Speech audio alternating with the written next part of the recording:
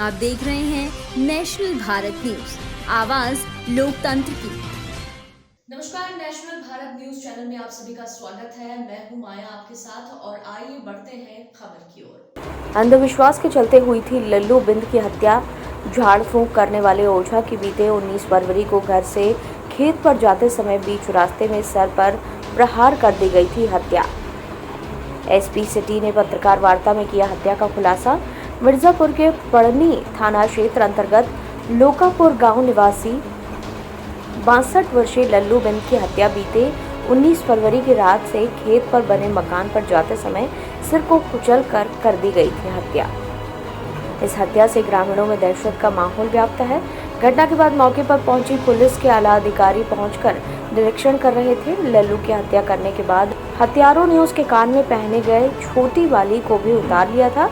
आज पत्रकार वार्ता कर पुलिस अधीक्षक ने हत्या का खुलासा करते हुए बताया कि गांव के ही 2 व्यक्ति ने लल्लू की हत्या कर अंधविश्वास के चलते कर दी थी। लल्लू बिंद गांव में ओझाई का कार्य करता था। देखिए, दिनांक 19 फरवरी को एक हत्या हुई थी जिसमें एक लल्लू बिंद नाम का आदमी, लगभग 62 वर्षीय व्यक्ति की हत्या हो गई थी। हत्या सर पे चोट पहुंचाई गई थी जिसकी वजह से हुई थी और उसमें तमाम तरह के हम लोगों ने पुलिस का प्रयास किया।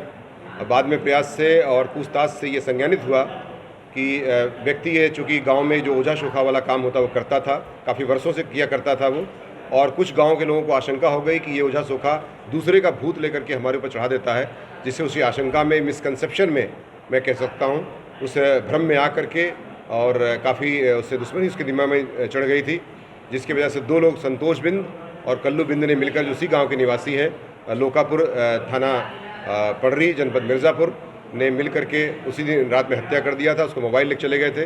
बाद में मोबाइल और सारी चीज़ें बरामद हो गई और हत्या के जो प्रयुक्त सामान थे, जो असलहे थे, जो उनका हथौड़ी थी और जो फरसा था, साथ ही साथ उसके कान से उसने जो है वो जो मुर्की पहना था उसके सोने की, उसको भी बरामद कर लिया है पुलिस ने और इन्होंने अपना जुर्म कबूल भी कर लिया है।